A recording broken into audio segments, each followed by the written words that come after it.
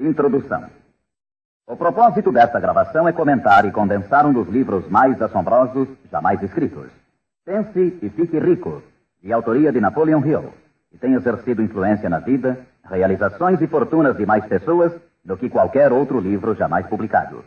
Em todo o mundo livre existem atualmente milhares de pessoas que têm triunfado em todas as linhas de trabalho e que hoje ocupam suas boas posições porque um dia encontraram e compraram um exemplar de Pense e Fique Rico. Qualquer uma delas estará disposta a confirmar isso, e com toda satisfação. Uma descoberta valiosa. Descobri pela primeira vez esse notável livro no outono de 1949. Ajudou-me a decidir de uma vez por todas como alcançaria a meta a que me tinha proposto. Unificou meu pensamento e abriu-me um caminho reto e claro até o ponto a que eu havia decidido chegar. Um de meus melhores amigos, que encontrou o livro há anos, ficou tão fascinado pelo seu conteúdo que permaneceu em casa durante 3 dias, lendo e meditando acerca das ideias ali expostas. Depois, aplicou seus princípios e agora ocupa a posição mais alta dentro da indústria em que trabalha. Por outro lado, tenho estado nos escritórios de altos executivos e tenho escutado dirigentes de empresas famosos mundialmente, alguns com idade suficiente para serem meus pais. Todos eram unânimes em afirmar que, após terem lido Pense e Fique Rico, seus negócios passaram a caminhar muito melhor. Qual é o segredo desse livro tão assombroso? Por que, entre milhares de livros sobre autoajuda, ele tem se mantido como a obra-prima mais destacada? Creio que, para compreender o porquê, vocês teriam que conhecer Napoleon Hill, tanto quanto eu. Com certeza, não foi ele o primeiro homem que se rebelou contra a pobreza e contra a interminável luta ante a falta de orientação que via em seu redor quando ainda era um rapaz. Nem tampouco foi o primeiro a escrever sobre a matéria, mas possuía 2 habilidades únicas, altamente desenvolvidas, que raramente são encontradas num homem. A primeira era a maneira como focalizava seu tema. Hill procurava soluções para o êxito da mesma forma como um cientista busca trazer à luz da razão um segredo da natureza.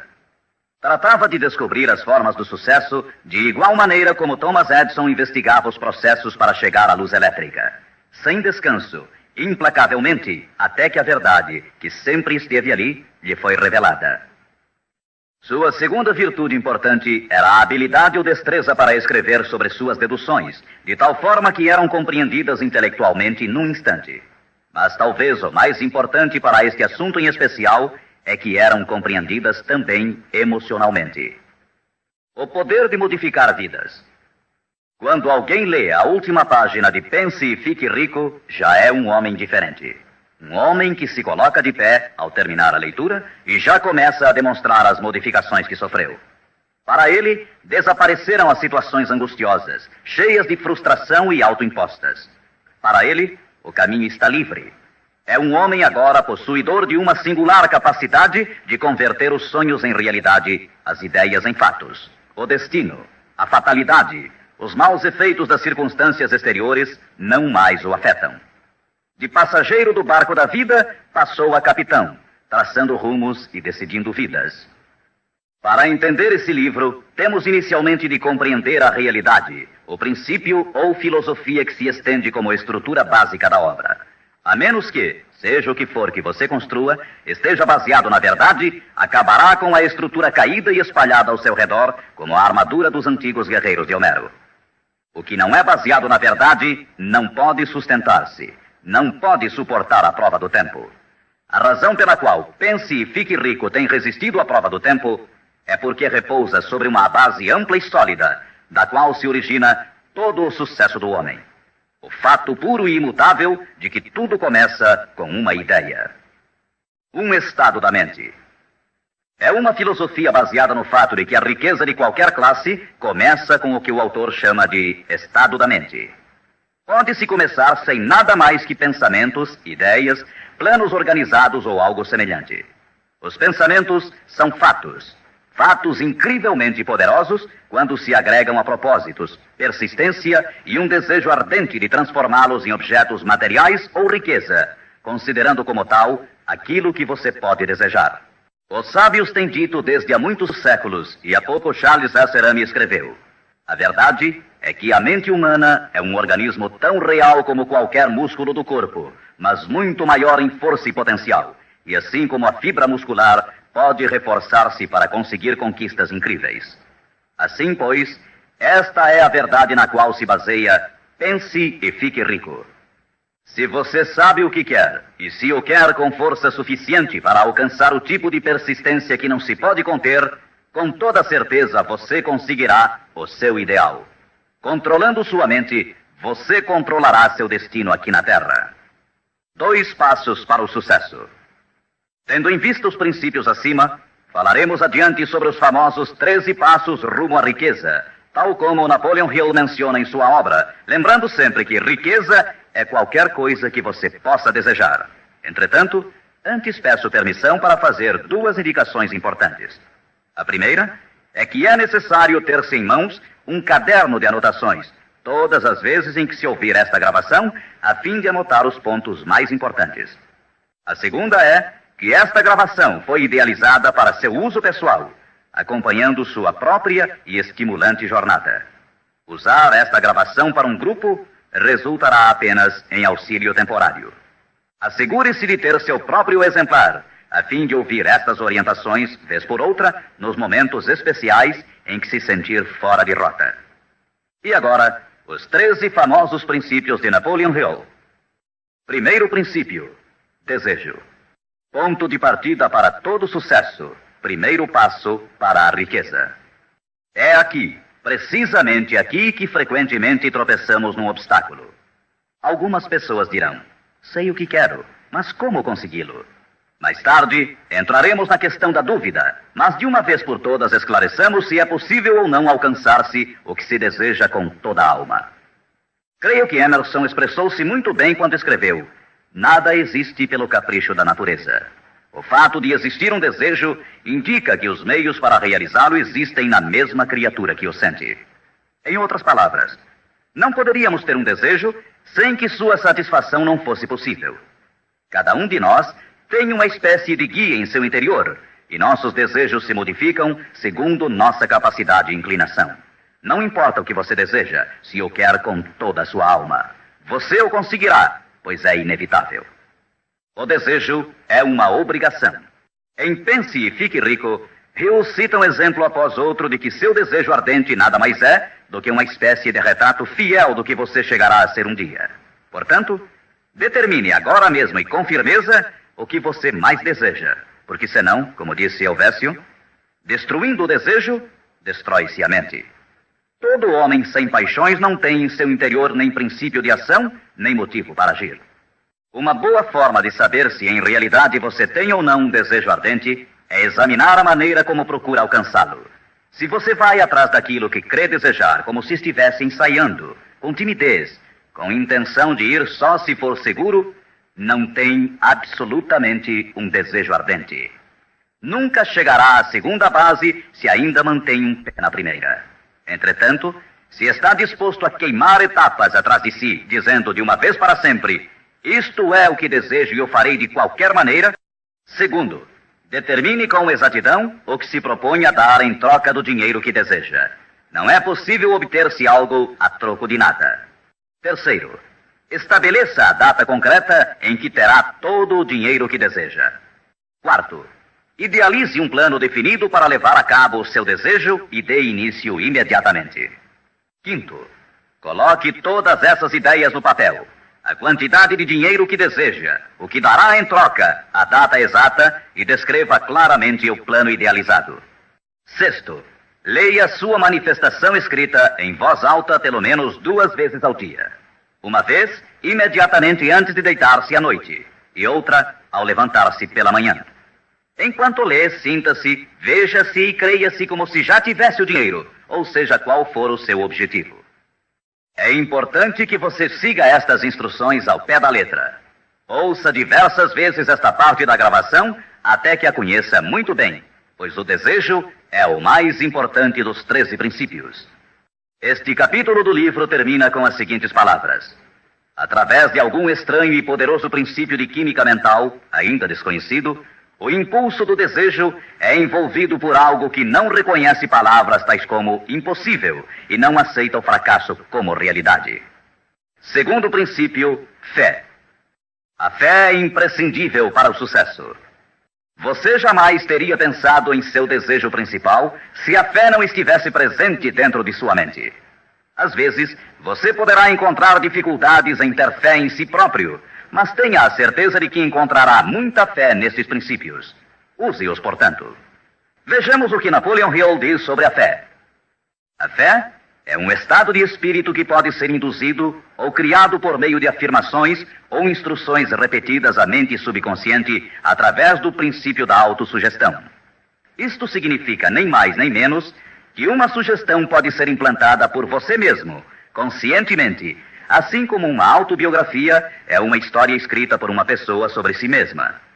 Projetando a imagem mental de você mesmo, tendo em destaque seu desejo principal e repetindo tal ação várias vezes, isso resultará na fé de que necessita. A fé é vital para o sucesso. O imperador Napoleão Bonaparte disse uma vez: todo andaime religioso se desarruma como um edifício em ruínas ante uma só palavra: fé. Por sua vez, Goethe afirmava: as épocas de fé são épocas frutíferas. As épocas de incredulidade, ainda que esplendorosas, são estéreis de todo o bem permanente. E como disse Schlegel, na vida real, toda grande empresa começa e dá seu primeiro passo com a fé. Portanto, tenha fé de que pode alcançar aquilo que busca, porque jamais você poderia ter se decidido se não pudesse alcançá-lo. Autoconfiança. Em seu capítulo sobre a fé, Hill oferece uma fórmula para a autoconfiança: repetir-se a si mesmo constantemente. Primeiro, sei que tenho a capacidade de alcançar o objetivo de meu propósito definido na vida. Portanto, exijo persistência de mim mesmo, ação contínua para a execução. E aqui agora prometo executar esta ação. Segundo, percebo que os pensamentos dominantes em minha mente reproduzir-se-ão com o tempo em ação externa, física, e que de maneira gradual transformar-se-ão em realidade física. Portanto, concentrarei meus pensamentos durante 30 minutos diários na tarefa de criar a imagem do que pretendo ser, criando assim em minha mente um retrato mental claro de minha pessoa e em decorrência de meu objetivo. Terceiro, sei que através do princípio da autossugestão, qualquer desejo que alimente com persistência em minha mente buscará com o tempo a maneira, através de meios práticos, para alcançar o objetivo que há por detrás dele. Portanto, dedicarei 10 minutos de cada dia para exigir de mim mesmo o desenvolvimento da autoconfiança. Quarto, detalharei por escrito os objetivos principais e concretos de minha vida, e nunca deixarei de tentar alcançá-los até que tenha desenvolvido a autoconfiança suficiente para isso. Quinto, sei que nenhuma riqueza ou posição pode durar muito, a menos que seja erguida sobre a verdade e a justiça. Por conseguinte, não participarei de qualquer atividade que não beneficie a todos os que dela participem. Terei sucesso em conseguir a cooperação de outras pessoas, bem como em atrair o pessoal desejado. Então você tem realmente o desejo que o conduzirá ao pleno sucesso. Com esse tipo de resolução, você será capaz de levantar-se após os tropeços que lhe sucederem. As únicas pessoas que não cometem erros são as que nunca tentam nada. Os tímidos são como afluentes de um lago. Nunca se aventuram ao mar amplo e profundo. Esses mesmos princípios atuarão sobre qualquer coisa que você deseje. Um lar harmonioso, uma carreira com mais êxito ou mesmo mais dinheiro para cuidar melhor de sua família e prevenir-se para os anos futuros. Para obter sua parte na prosperidade que o espera mais adiante, Napoleon Hill oferece a você a seguir 6 passos práticos e precisos. 6 passos vitais. Primeiro, fixe em sua mente a quantidade exata de dinheiro que deseja.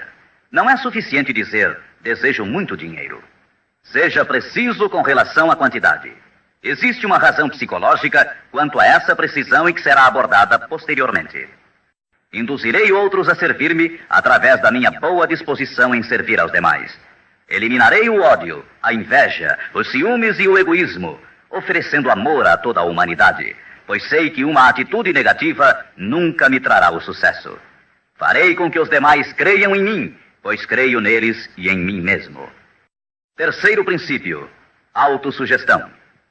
Mediante a sugestão repetida, a mente subconsciente pode trabalhar para nós. Já fizemos referências a isso. A autossugestão é a faculdade de ser capaz de concentrar na mente o nosso ardente desejo, até que o nosso subconsciente o aceite como uma realidade e comece a imaginar os meios para realizá-lo. É daqui que provém os impulsos, as súbitas centelhas de inspiração e orientação. Agora, resumiremos as instruções dadas no segundo princípio, fé, em relação aos 6 passos, autoconfiança, e as combinaremos com os princípios sobre a autossugestão, constantes no livro Pense e Fique Rico. Primeiro, vá a um lugar tranquilo, talvez na cama à noite, feche os olhos e repita em voz alta, para que possa escutar suas próprias palavras, a manifestação escrita da quantidade de dinheiro que se propõe a acumular, ou uma reafirmação cuidadosa do que possa ser sua meta, bem como o tempo limite para alcançá-la, além da descrição do serviço ou mercadoria que se dispõe a dar em troca do que vai receber. À medida que põe em prática estas instruções, imagine-se já possuidor de sua meta. Suponhamos, por exemplo, que você se propõe a economizar em cruzeiros o equivalente a $50 mil até o dia 1º de janeiro, daqui a 5 anos, que se determina a prestar serviços pessoais em troca de dinheiro como vendedor. A manifestação escrita de seus propósitos deve ser a seguinte. Escreva. Para o dia 1º de janeiro de 1900 e aconteça o que acontecer, terei em meu poder a quantia de cruzeiros que economizarei em quantidades diversas durante aquele período. Em troca desse dinheiro, prestarei o melhor serviço possível, rendendo o máximo como vendedor de... Escreva aqui o produto que se propõe a vender ou qualquer coisa que você faça para ganhar a vida. Tenho certeza de que, à época aprazada, terei esse dinheiro em meu poder. Minha fé é tão grande que já posso ver esse dinheiro diante de meus olhos. Posso tocá-lo com minhas mãos, pois está à espera de passar para meu poder tão logo eu preste o serviço que proponho a desempenhar em troca dele. Estou preparando um plano para acumular esse dinheiro e o seguirei à medida que o receba. Segundo, repita isto pela manhã e à noite, até que possa ver claramente em sua imaginação o dinheiro que se dispôs a acumular. Terceiro, coloque uma cópia do que escreveu onde possa vê-la dia e noite, quando se deitar ou levantar-se, até que possa recordá-la perfeitamente. Ao se dispor a colocar em prática estas instruções, você estará aplicando o princípio da autossugestão. Quarto princípio, conhecimento especializado. O integral conhecimento dos detalhes de seu trabalho ou produto é indispensável para alcançar o sucesso. Neste princípio, Hill destaca um ponto muito importante. O conhecimento constitui uma força somente quando está organizado num plano concreto de ação e dirigido a um fim definido. Ele nos diz: antes que você possa estar seguro de sua capacidade de transformar o desejo em seu equivalente monetário, necessitará de conhecimento especializado do serviço, mercadoria ou profissão que se dispõe a oferecer em troca. Talvez você precise de muito mais conhecimento especializado do que tem, ou do que pode adquirir normalmente. Se for essa a situação, poderá resolver o problema mediante a utilização de um sistema que chamaremos de grupo mental. Mais tarde explicaremos do que se trata, mas por enquanto, reconheça que tem de aprender tudo o que possa sobre sua especialidade. Assim, dedique parte do tempo a cada dia para assimilar mais e mais sobre o que você faz para seu sustento. Frequente cursos que existam sobre a matéria, bem como associe-se a homens que conheçam bem sua profissão. Quinto princípio, imaginação. A imaginação é literalmente a oficina onde se formam os planos criados pelo homem. O impulso e o desejo recebem forma e ação mediante a ajuda da faculdade imaginativa da mente. Foi dito que o homem pode criar tudo o que possa imaginar. Como disse e ensina Napoleon Hill, toda mente humana pode alcançar o que pode conceber e crer.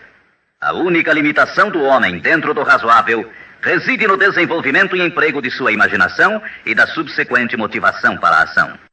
A automotivação é a chave. Os maiores dirigentes de negócios, indústrias e finanças, os grandes artistas, músicos, poetas e escritores chegaram a ser os melhores porque desenvolveram a força da automotivação. Enquanto você desempenha seu trabalho diário, Pense constantemente nos meios pelos quais poderia realizá-lo melhor, com maior eficácia. Pense nas modificações inevitáveis. Podem ser feitas agora? Se você sente limitações, lembre-se das palavras do famoso arquiteto Frank Lloyd Wright. A raça humana construiu com mais grandeza quando maiores eram as limitações e, portanto, quando mais era necessária a imaginação para construir. As limitações parecem ter sido sempre as melhores amigas da arquitetura. Quando você construir seu futuro partindo desse ponto de vista, não se preocupe com as limitações. Recorde que estas podem ser suas melhores amigas, posto que requerem imaginação se tivermos que nos levantar acima delas. E como disse Beecher, a alma sem imaginação é como um observatório sem telescópio. Sexto princípio: planejamento organizado. Para obtermos sucesso em um empreendimento que decida nossa vida, devemos ter planos perfeitos. Se você já decidiu qual é o seu desejo, qual é a sua meta, organizemos agora um plano para sua realização, de acordo com um programa. Citarei novamente: pense e fique rico. Você já sabe que tudo o que o homem cria ou adquire começa sob a forma de desejo. Transforma-se depois, do abstrato ao concreto, na oficina da imaginação, onde se criam e se organizam planos para sua transição. Você tem que ter um plano. Anteriormente, foram lhe dadas instruções para adotar 6 passos práticos e definidos como seu primeiro movimento para traduzir o desejo que você possa ter em seu equivalente físico. Um daqueles passos era a formulação de um plano prático, concreto, através do qual aquela transformação pudesse ser efetuada. Primeiro, alie-se com uma ou mais pessoas, tantas quantas necessitar, para criar e pôr em prática seu plano ou planos para o acúmulo de dinheiro que marcou como sua meta, fazendo uso do princípio da reunião de inteligências. É o grupo mental, e isso é muito importante. Segundo, antes de formar seu grupo mental, decida quais as vantagens e benefícios que pode oferecer individualmente aos membros do grupo que a formam em troca de sua cooperação. Ninguém trabalhará de forma indefinida, sem alguma forma de compensação, ainda que esta não seja em dinheiro. Terceiro, reúna-se com os membros de seu grupo 2 vezes por semana, pelo menos, e com maior frequência, se possível, até que tenham aperfeiçoado o plano ou planos para a consecução de sua meta. Quarto, mantenha uma harmonia perfeita entre você e cada membro de seu grupo mental. Tenha em vista 2 fatos. Primeiro, você está comprometido em um empreendimento de importância básica. Para obter sucesso, tem que ter planos perfeitos. Segundo, deve ter a vantagem da experiência, instrução, capacidade e imaginação naturais de outras mentes. Este é o método seguido por todas as pessoas que têm se sobressaído da média. Dedique-se a isto até que tenha um plano formal bem organizado para alcançar seu objetivo. Desta forma, você nunca estará confuso ou pensando no que deve fazer em seguida. Cada manhã saberá com exatidão o que vai fazer e por que o fará. Adquira estas qualidades de dirigente.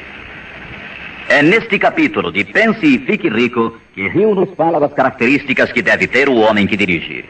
Primeiro, determinação. Segundo, autocontrole. Terceiro, acurado senso de justiça. Quarto, exatidão nas decisões. Quinto, precisão nos planos. Sexto, hábito de fazer mais do que recebe como pagamento. Sétimo, personalidade agradável. Oitavo, simpatia e compreensão. Nono, domínio do detalhe.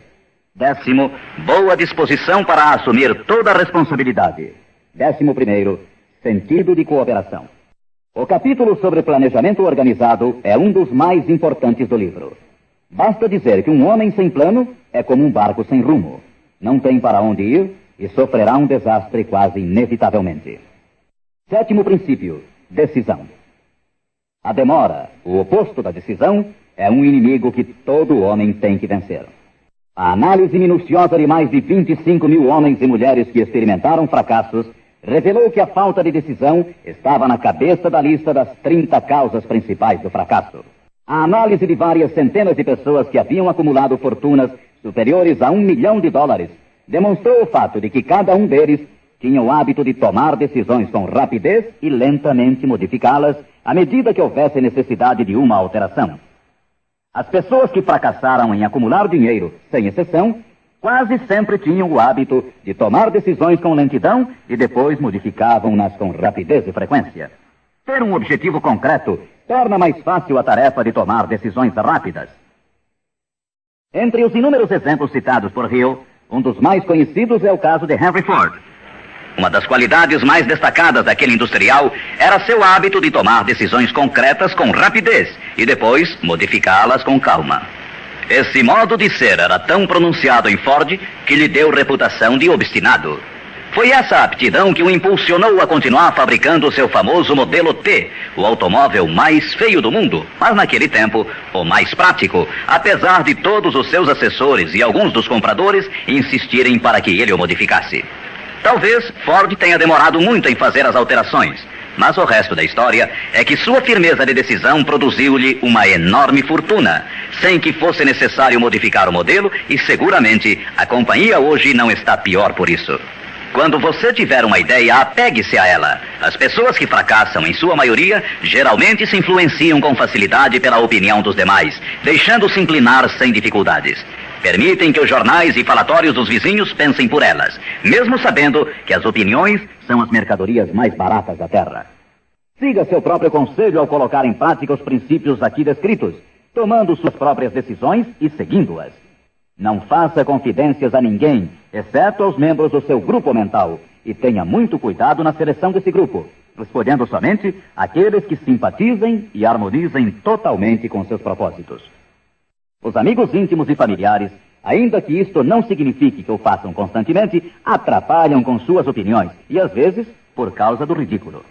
Milhares de homens e mulheres arrastam consigo complexos de inferioridade durante toda a vida, porque alguma pessoa bem intencionada, mas ignorante, destruiu toda a sua confiança através de opiniões ou expondo-as ao ridículo. Se uma decisão merece algo, você deve agarrar-se a ela até que a tenha desenvolvido completamente. Oitavo princípio: persistência. A força de vontade e o desejo, adequadamente combinados, constituem uma dupla irresistível. Segundo Hill, persistência é como a força de vontade e combina-se com o homem como o carvão ao aço. Em inumeráveis casos, a persistência tem sido a única diferença entre o sucesso e o fracasso. É a falta dessa qualidade, mais do que qualquer outra, que impede a grande maioria de triunfar. Tentam algo, mas tão logo o caminho se torna áspero, desistem. A experiência com milhares de pessoas tem demonstrado que a falta de persistência é uma fraqueza comum à maioria das pessoas. É um defeito que pode ser vencido pelo esforço. Se você quer realizar um determinado desejo, tem que formar o hábito da persistência. As coisas parecerão difíceis. Será como se já não houvesse razão para continuar. Tudo em você dirá que deve renunciar, que deixe de tentar. É precisamente então quando os homens se distinguem dos meninos. É aqui, exatamente quando se percorre essa distância extra e se continua adiante, que os horizontes se aclaram e os primeiros sinais da abundância que há de ser sua pela persistência começam a ser vistos. Com a persistência virá o sucesso. A persistência pode ser cultivada. A persistência é um estado mental, portanto, pode ser cultivada.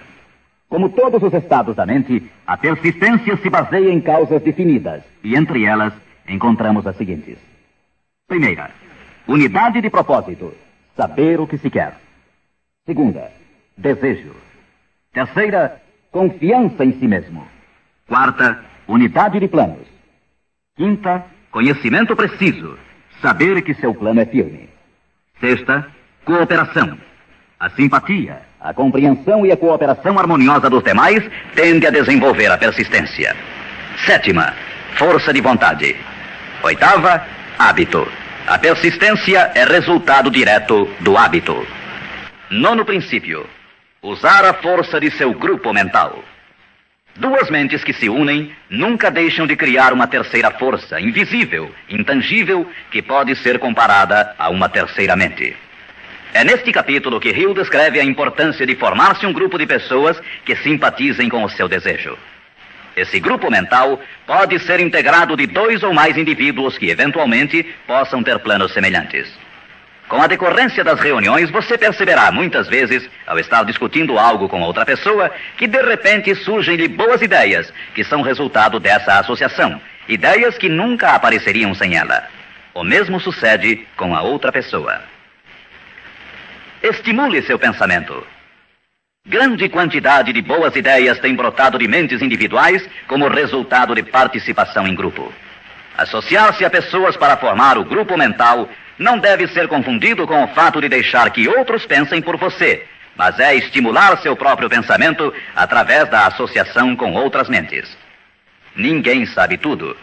Quanto mais afins sejam as mentes reunidas, mais informações interrelacionadas estarão disponíveis. As grandes ideias são uma combinação de informações análogas. Assim, você deve escolher os membros de seu grupo com cuidado. Assegure-se que sejam pessoas que você respeita e que trabalhem conscientemente. Todos se divertirão muito e alcançarão suas metas muito antes. 10º princípio, entusiasmo. O entusiasmo provém da canalização de todas as energias corporais em termos positivos e louváveis. É neste capítulo que Napoleon Hill descreve a importância da mulher. A mulher que quase sempre auxilia o homem que luta pela consecução de metas meritórias. A opinião de Hill é de que praticamente todo dirigente é homem cujos êxitos foram inspirados em grande parte por uma mulher. Quando as coisas andarem mal, e pode estar seguro que isso ocorrerá em algumas ocasiões, você ver-se-á abandonado até pelos que você pensava que eram seus amigos. Mas, se você conseguiu uma boa mulher, nunca estará só. Ela sempre o impulsionará a recomeçar uma e outra vez, se necessário, e lhe dará um novo entusiasmo que nasce de sua fé em você. Ter alguém a quem amar é ter alguém com quem compartilhar seu êxito e realizações, que lhe felicite com o elogio que todos necessitamos de vez em quando. Um homem pode chegar a triunfar sem sua esposa e sem filhos, mas a plenitude da alegria se obtém através deles. Cuide de sua esposa e filhos como de seu maior tesouro. 11º princípio, a mente subconsciente. A mente subconsciente consiste em um campo de consciência no qual são classificados e registrados todos os impulsos do pensamento que chegam à mente objetiva através de qualquer dos 5 sentidos. Da mente subconsciente, você pode aproveitar ou tirar os pensamentos como quem tira cartas de um arquivo. Ela recebe e arquiva impressões sensoriais ou pensamentos independentemente de sua natureza. Você pode semear à vontade em sua mente subconsciente qualquer plano, ideia ou propósito que deseje traduzir em seu equivalente físico ou monetário. O subconsciente atua primeiro sobre os desejos dominantes que se mesclaram, como as emoções, como a fé. Sua mente subconsciente trabalha dia e noite. Mediante um procedimento ainda desconhecido para o homem, a mente subconsciente toma da inteligência infinita poder para transformar de maneira espontânea o desejo próprio no seu equivalente físico, usando sempre os meios mais práticos mediante os quais pode alcançar seu fim. Não é possível controlar completamente a mente subconsciente, mas pode-se entregar a ela qualquer plano, desejo ou propósito para que seja transformado em algo concreto. Ninguém sabe muito sobre o que chamamos a mente subconsciente ou mesmo de subconsciente. Sabemos que é incalculavelmente poderosa e que pode solucionar nossos problemas se corretamente empregada. A melhor forma é manter na mente consciente tão frequentemente quanto possível uma imagem clara de si mesmo, como se já tivesse alcançado a meta desejada. Defina-a com clareza e projete-a na tela de sua mente. Retenha-a. Veja-se fazendo e tendo as coisas que obterá depois de alcançado seu objetivo. Imagine isso tão a miúde quanto possível enquanto prossegue com seu trabalho diário, especialmente no momento de dormir e no instante de acordar. Assim, seu subconsciente começará a conduzi-lo pelos caminhos mais lógicos para o objetivo que imaginou. Não lute contra ele. Siga seus lampejos repentinos, as ideias que venham à sua mente. Esteja seguro que é seu subconsciente tentando chegar à sua mente consciente. Se você prosseguir assim, ficará surpreso e encantado com as ideias maravilhosas que parecerão brotar do nada. As vidas dos grandes homens e mulheres que parecem milagrosas para as pessoas normais não são mais do que a expressa satisfação de seus ardentes desejos através de sua mente subconsciente. No princípio seguinte, falaremos mais sobre o 6º sentido, que parece controlar a vida dessas pessoas, mas somente dos que souberam condicionar sua mente subconsciente. O tempo não significa nada para o subconsciente. Um homem poderia trabalhar com firmeza em seu labor durante 40 anos e não conseguir alcançar o que é possível em 3 ou 4 anos, mediante a aplicação adequada desses princípios. Sua mente subconsciente não pode permanecer ociosa. Se você não implantar desejos dentro dela, quaisquer ideias que surgirem como resultado de seu descuido servirão de alimento para ela. Lembre-se que você vive no meio de todo o gênero de impulsos e pensamentos que chegam a seu subconsciente sem seu conhecimento.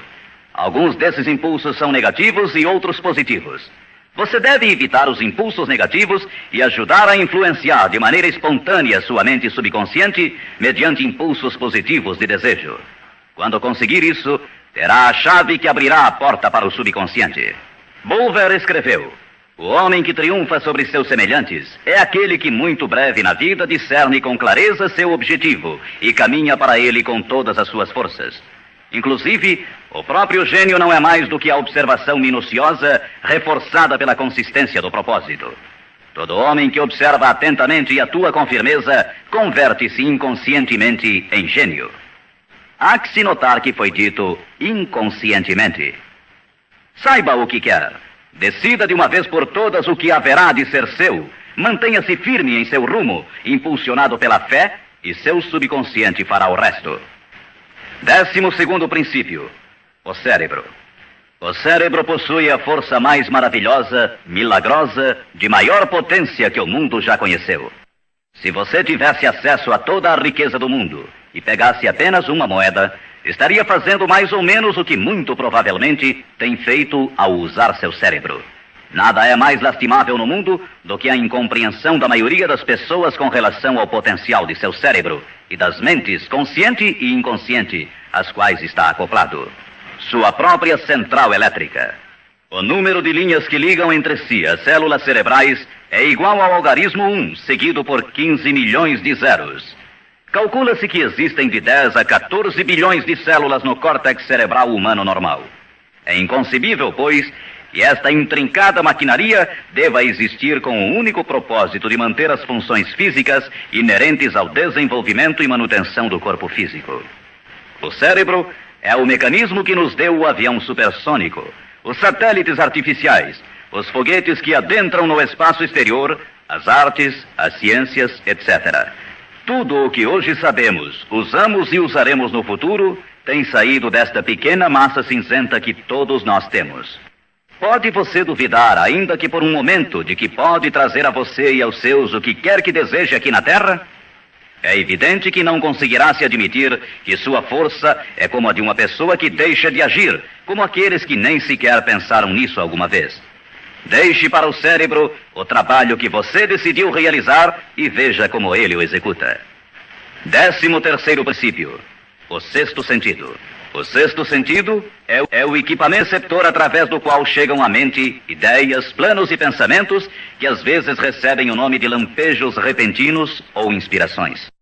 O sexto sentido pode ser descrito como sendo o sentido através do qual a inteligência infinita pode e efetivamente se comunica com o indivíduo de maneira espontânea e sem esforço algum por parte deste.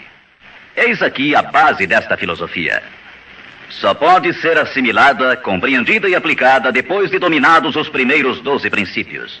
O sexto sentido é aquela parte da mente subconsciente que nos referimos como imaginação criadora e desafia qualquer descrição. Por outro lado, torna-se difícil explicar o que seja para qualquer pessoa que não tenha dominado os demais princípios desta filosofia, o que estes princípios representam, porque falta a essa pessoa o conhecimento e a experiência com os quais possa comparar o sexto sentido. Este sentido pode ser adquirido. O sexto sentido não é algo que possa ser ligado e desligado à vontade. A capacidade de empregar essa enorme força chega pouco a pouco, através da aplicação dos outros princípios que esboçamos. Muitos indivíduos adquirem um conhecimento prático do sexto sentido antes dos 40 anos de idade. Entretanto, com maior frequência é adquirido depois de bem passados os 50, porque as forças espirituais com as quais está intimamente ligado o sexto sentido geralmente não amadurecem e chegam a ser utilizadas, senão através de vários anos de meditação, de autoanálise e de pensamentos corretos. Todavia, nada nos impede que comecemos a desenvolvê-lo desde agora, aplicando com entusiasmo os princípios que foram expostos até aqui. Lembre-se disto. O homem nada pode criar que não tenha gerado antes sob a forma de um impulso de pensamento, que vai se traduzindo em equivalente físico, ainda que seja pensamento espontâneo ou involuntário. Finalmente, recorde-se sempre deste conselho. Afaste o temor de sua mente, concentrando-se na imagem mental de sua meta, seu maior desejo, e vença. O que vários homens famosos acharam desta mensagem. Agora, quero mencionar que Pense e Fique Rico tem recebido a entusiasta aprovação de muitos dos maiores homens que existiram. Todos esses grandes homens aplaudiram e usaram os princípios de Napoleon Hill. Citarei somente alguns. Os presidentes dos Estados Unidos, William Howard Taft e Woodrow Wilson. F.W. Woolworth mencionou que havia aumentado muito sua cadeia de armazéns, aplicando muitos destes princípios. Robert Dollar, que construiu uma grande companhia de navegação, escreveu: se há 50 anos tivesse usado esta filosofia, imagino que poderia ter feito tudo o que fiz na metade do tempo. Tenho esperança que o mundo a descubra e o recompense. Samuel Gompers disse: o domínio destes princípios é uma apólice de seguro contra o fracasso. John Wanamaker, o príncipe dos comerciantes, escreveu: sei que seus fundamentos são reais, porque os tenho aplicado em meu negócio há 30 anos. Também o aplicaram George Eastman, o maior fabricante de câmaras fotográficas do mundo, Thomas Edison, Luther Burbank, Theodore Roosevelt, E.M. Statler, John Rockefeller e muitos mais. Como é óbvio imaginar-se, as opiniões destes homens não poderiam ser compradas com todo o dinheiro do mundo. O que temos mencionado aqui pode mudar sua vida, pode trazer-lhe todas as coisas proveitosas que deseje na vida para você e sua família. Afaste-se da média, do medíocre e enderece seu rumo de acordo com os sonhos de seu coração. Estes 13 princípios não o decepcionarão nunca enquanto você os empregar. Sua grande oportunidade pode estar precisamente onde você se encontra agora. Siga estas instruções fielmente e o resultado aparecerá diante de você.